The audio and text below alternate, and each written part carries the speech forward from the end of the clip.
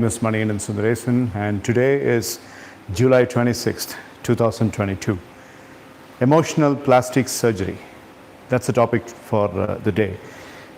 அது என்ன emotional plastic surgery அப்படின்னு சொல்லி கேட்டிங்கன்னா, உங்களுக்கு எமோஷ்னலாக நடக்கிற அந்த wounds அப்படிங்கிறதுக்கு நீங்களே ட்ரீட்மெண்ட் பண்ணிக்கிறது.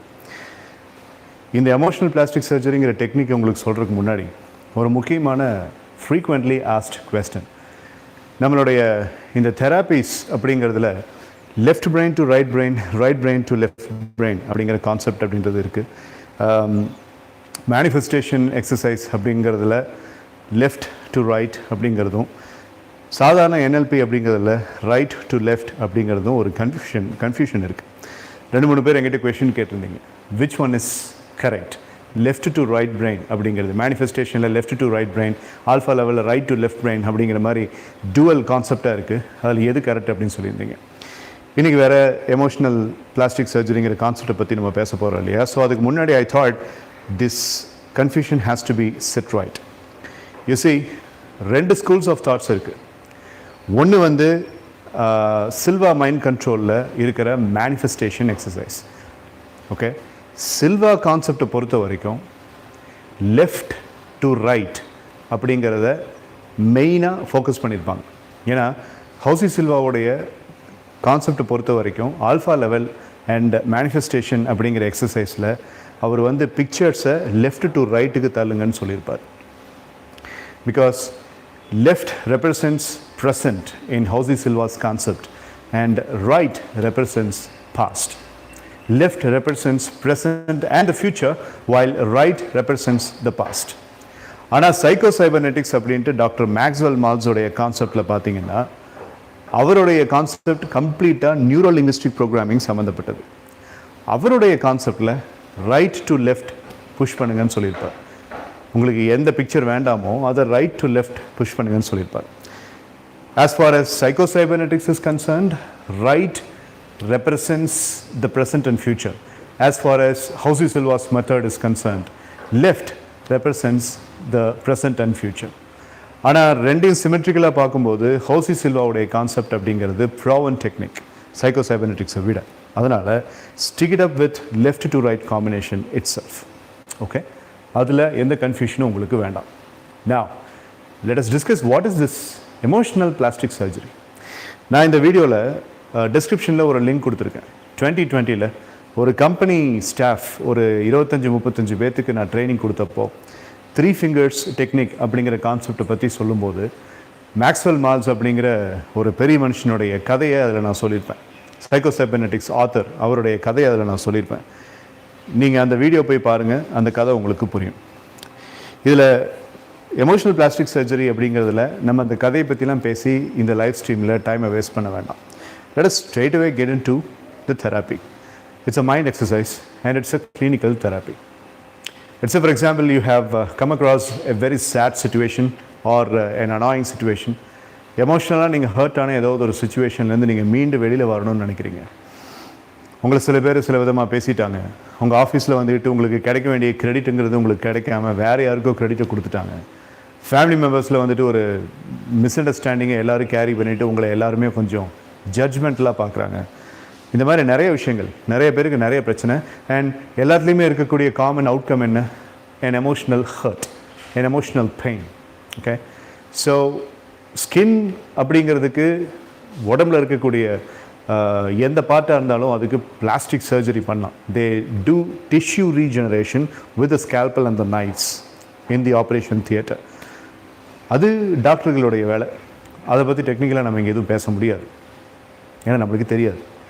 பட் எமோஷன்ஸ் சம்மந்தப்பட்டது அப்படிங்கிறது வந்து அது நீங்கள் தான் plastic surgeon. You are your own surgeon. You only can do that plastic surgery for your own self. எப்படி? How can I do the emotional plastic surgery for myself? How can I heal? I'm really sorry about the disturbances. பக்கத்தில் எல்லாம் construction நடக்குது. So cutting and electrical material sound இதெல்லாம் கொஞ்சம் inevitable, தவிர்க்க முடியாது, adjust பண்ணிக்கோங்க.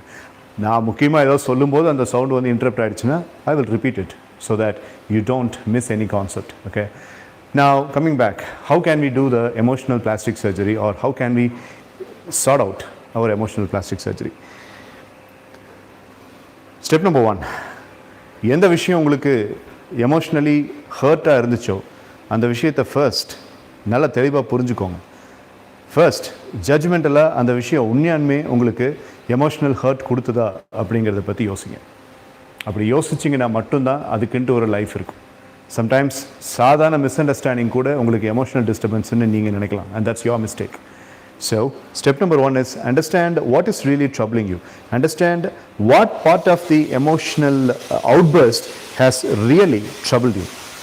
அவங்க சொன்ன வார்த்தைகளா, இல்லை நடந்த நிகழ்வா, இல்லை நடந்த அந்த டைமா, இல்லை நீங்கள் எதிர்பார்த்த அந்த எதிர்பார்ப்பா, எது உங்களை டிஸ்டர்ப் பண்ணுச்சு அப்படிங்கிறத first you will have to identify and you will have to come to the conclusion. Okay, right. Second step என்ன அப்படின்னு சொல்லி கேட்டால், getting into the alpha mode, getting into the relaxed mode. எல்லா தெராப்பீஸ்க்கும் alpha அப்படிங்கிறது தான் bridge. You need to get into the relaxed mode. How are you going to relax? I leave it up to you. அதுக்கு நிறைய வழிமுறைகள் இருக்குது. You listen to a music and you do 20 or 15 deep breathing cycles, or you lie down and you go to a semi-sleep state, whatever it may be. உங்களுக்கு எது ரிலாக்ஸேஷனை கொடுக்குதோ அந்த relaxation மோடை use பண்ணி get into a relaxed form. And once you get into the relaxed form, the next point is, again, நான் இந்த வீடியோலேயே left right அப்படிங்கிற அந்த லெஃப்ட் பிரெயின் ரைட் பிரெயின் அப்படிங்கிற கன்ஃபியூஷனை சார்ட் அவுட் பண்ண முயற்சி பண்ணேன் இல்லையா, அந்த மாதிரி இதுலேயும் லெஃப்ட் அண்ட் ரைட் அப்படிங்கிறது ரொம்ப அவசியம்.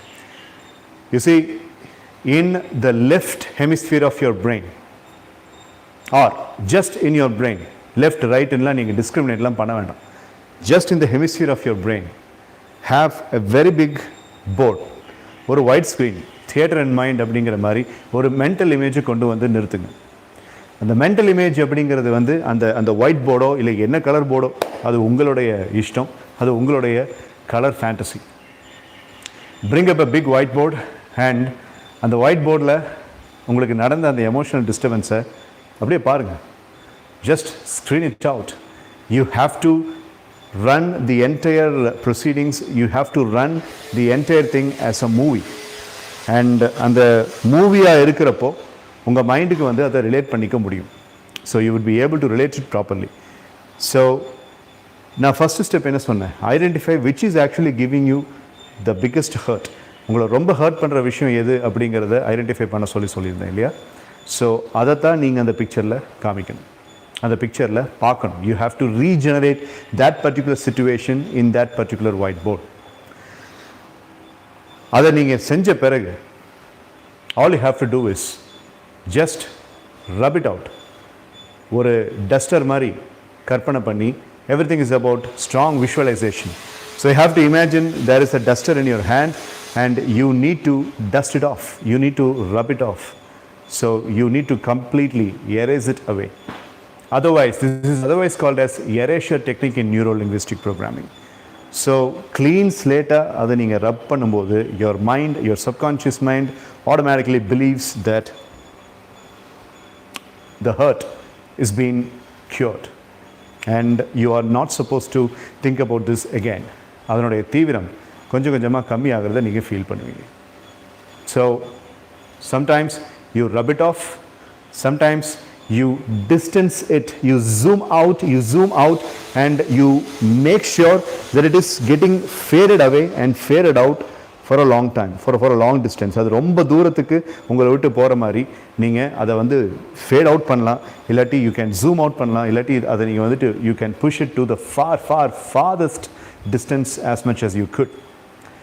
பட் பெஸ்ட் வே அப்படிங்கிறது அதை டெலீட் பண்ணுறது அப்படிங்கிறது தான்.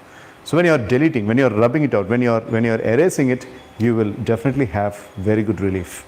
இது நடக்கிறதுக்கு ஒரு 10 நிமிஷம் ஆகும். அதுக்கப்புறம் 1 to 20 அப்படிங்கிற மாதிரி கவுண்ட் பண்ணிவிட்டு just open your eyes. Exercise complete. And this is called as the emotional plastic surgery method number 1. இந்த மாதிரி நிறைய emotional plastic surgery methods இருக்குது. ஸோ நம்ம போக போக பேசுவோம். Okay, to make the long story short, step number 1, identify which is actually giving you the most hurtful feelings. Step number 2, get into the relaxed mode. And step number 3, imagine a wonderful whiteboard or a screen, if you will, just like a theater. And the next step is run through the entire emotional disturbance onto the theater. முடிஞ்ச அளவுக்கு அந்த தியேட்டரில் நடந்த மொத்த emotional disturbance அந்த சிச்சுவேஷனை ஃபுல்லாக நீங்கள் பார்க்கணும். அதை பார்க்கும்போது உங்களுக்கு மைண்டில் ஃபீல் ஆகுதா, அதுதான் that's what is more important, because your mind has to be communicated that this is what I don't want and I want to keep this away அப்படின்ட்டு. இதுக்கப்புறம் the last step is you, literally you just go there and you are deleting everything. You're deleting everything. Or the much better way, if you think the deleting is not going to be helpful for you, push the picture as far as possible or fade out the picture as far as possible. Okay, right? உங்களை விட்டு தூரமாக zoom out ஆகி போகிற மாதிரி பாருங்க. And then count from 1 to 20 or 1 to 10 and open your eyes. ஒரு நாளைக்கு 2 தடவை இதை நீங்கள் செய்யணும். It depends upon the intensity of the hurt that you have got because of this incident. ஒரு 5 days 6 days அப்படின்றப்போ அதை பற்றி யோசிக்கும்போது உங்களுக்கு எதுவுமே தோணாது. You will feel much normal and you will not be feeling disturbed. Try பண்ணி பாருங்க. This, my dear friends, is called as the emotional plastic surgery method number 1. And இதில் என்னுடைய டிஸ்க்ளைமர் என்னன்னு சொல்லி கேட்டிங்கன்னா, தொடர்ந்து 6 days 6 நாள் நீங்கள் செஞ்சே ஆகணும். செய்யலை அப்படின்னா இதில் எந்த ரெமடியும் கிடைக்காது. 2 நாள் செஞ்சுட்டு 3ஆவது நாள் செஞ்சுட்டு 4ஆவது நாள் உங்களுக்கு ரெமடி இருக்குன்ட்டு நீங்கள் ஸ்கிப் பண்ணிட்டீங்க அப்படின்னா it won't work. Consistency is the key. All right? Okay? So to make the long story short, the left brain right brain confusion விட்டுருங்க. இதில் நீங்கள் எந்த பிரெயினும் யூஸ் பண்ண வேண்டாம். Just see the picture in your mind. Okay? Try it. ஒவ்வொன்றா பண்ணுங்கள். எல்லா எமோஷன்ஸையும் ஒன்றா கொண்டு வந்து பண்ணாதீங்க, ஒவ்வொன்றா பண்ணுங்கள். Okay? Thank you so much. This is Manikandan Sundaresan, resting the case, and I'll be meeting you with the next video. Jai Hind. Live strong. Hello Abhinaya, you're just coming in when I'm finishing the video. Hope you will get the complete version of the video after it is getting saved. And by the way, if you have got any questions, put it in the chat. We will take it out and I will answer.